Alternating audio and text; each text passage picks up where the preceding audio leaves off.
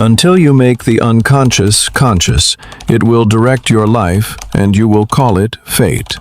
Carl Jung. Some people think they can get inside your head, twist your emotions, and quietly rewrite your story. But even the most manipulative narcissist has one fear, a type of person they can't bend, break, or control. This is what Carl Jung revealed about the only personality a narcissist truly fears, and how you can become it. Most people have no idea how deep a narcissist's reach can go. They don't just manipulate your actions, they infiltrate your identity, your sense of self, and the way you see the world.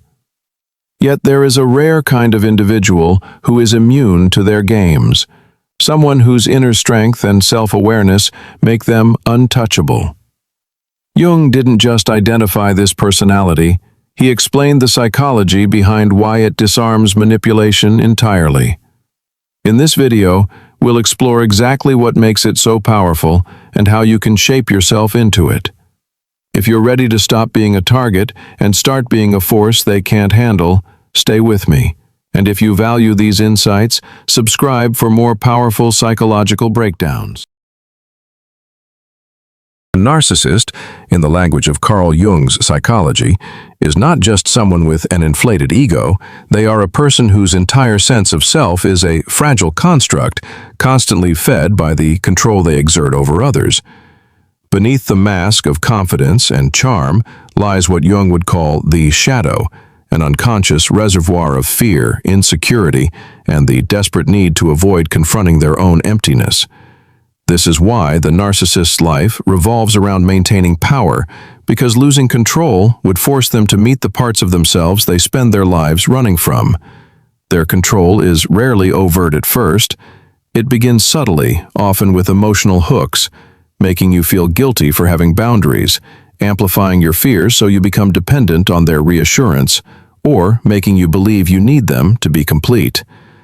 They play on emotional needs like a skilled puppeteer, learning what triggers you, what you crave, and what you fear.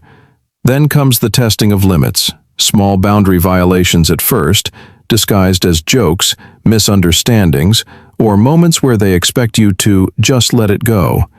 Each concession you make teaches them how far they can go, and slowly the leash shortens around your autonomy. Finally, they thrive in emotional chaos. They will mix affection with rejection, kindness with cruelty, until you lose your footing, constantly seeking the good version of them while enduring the bad. It's a psychological fog where they remain the only point of reference. But there is one kind of person this entire machinery fails to enslave: the independent, self-aware personality. This is not someone who resists simply by stubbornness. It's someone who does not feed emotionally on the narcissist's approval in the first place. They carry their own source of validation and do not fear rejection because they are not trying to win the narcissist's love. They are content within themselves. Jung's insight into the shadow explains why this is so powerful. The independent person has met their own darkness, acknowledged their flaws, and integrated them into their sense of self. They don't run from discomfort, and they don't panic when provoked. The narcissist's usual strategies, guilt, fear, and emotional manipulation, find no fertile ground here. When you understand your own triggers, the narcissist's games lose their sharpness. They cannot pull strings you have already untangled. And this is the great irony.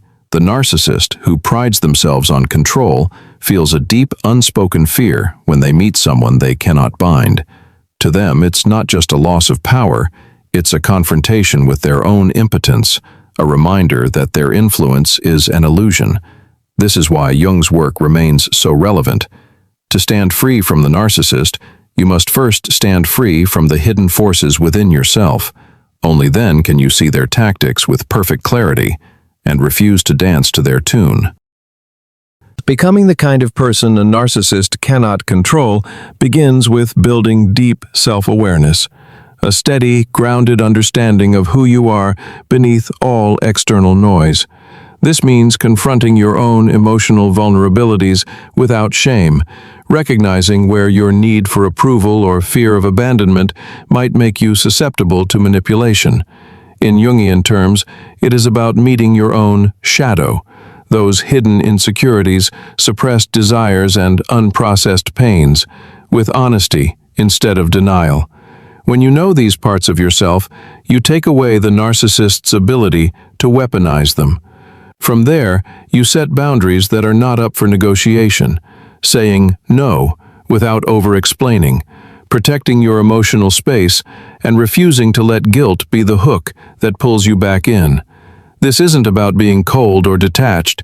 It's about creating a solid wall between your inner world and their attempts to invade it.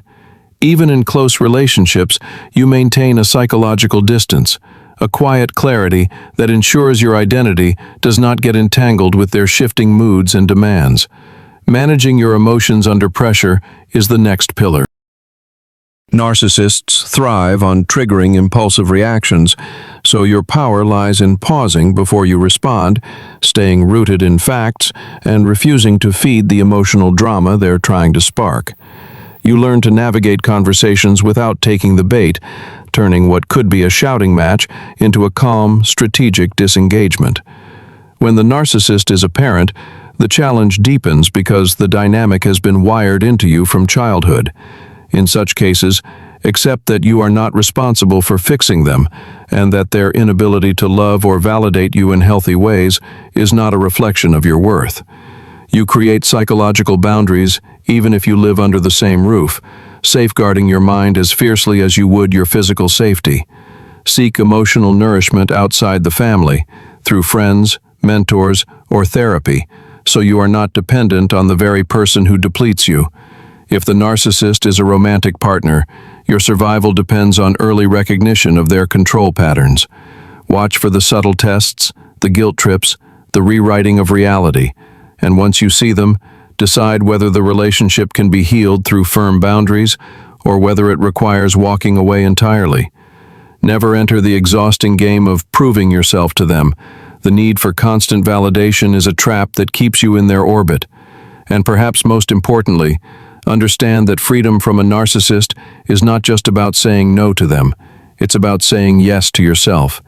It's the quiet choice to stand rooted in self-respect, to refuse the pull of their chaos, and to live in a way that makes their power over you irrelevant. In the end, what we've uncovered is simple, yet profoundly powerful. A narcissist thrives on control, but they are powerless against someone who truly knows themselves. Someone who has looked unflinchingly into the depths of their own soul, faced the truths they once tried to avoid, and emerged stronger. They feed on emotional chaos, yet when you refuse to surrender your emotional independence, you starve their influence. You stop playing their game. And in that moment, the grip they once had on you slips away, because control cannot survive where there is self-mastery. As Carl Jung once said, the most terrifying thing is to accept oneself completely. Terrifying, because it demands that you meet your own darkness without fear. Liberating, because once you do, no one can use that darkness against you. This is why narcissists fear the deeply self-aware. They cannot twist the truth you've already embraced, nor can they break boundaries you have built from the inside out. The journey is not about changing the narcissist. It never was. It is about fortifying yourself. It is about turning inward, mastering your own mind, confronting the shadow that lives in all of us, and standing so rooted in who you are that no storm, no manipulation, no silent intimidation can shake you. Every step you take toward self-awareness is a step away from their power. Every boundary you enforce is a wall against their influence. And every act of emotional independence is a declaration that you are no longer theirs to control. The more you cultivate this inner mastery, the less power toxic people will ever hold over you. And that kind of freedom, the freedom to live without fear, without manipulation, and without the weight of someone else's control, is not something anyone can take away from you. It is yours. It always has been.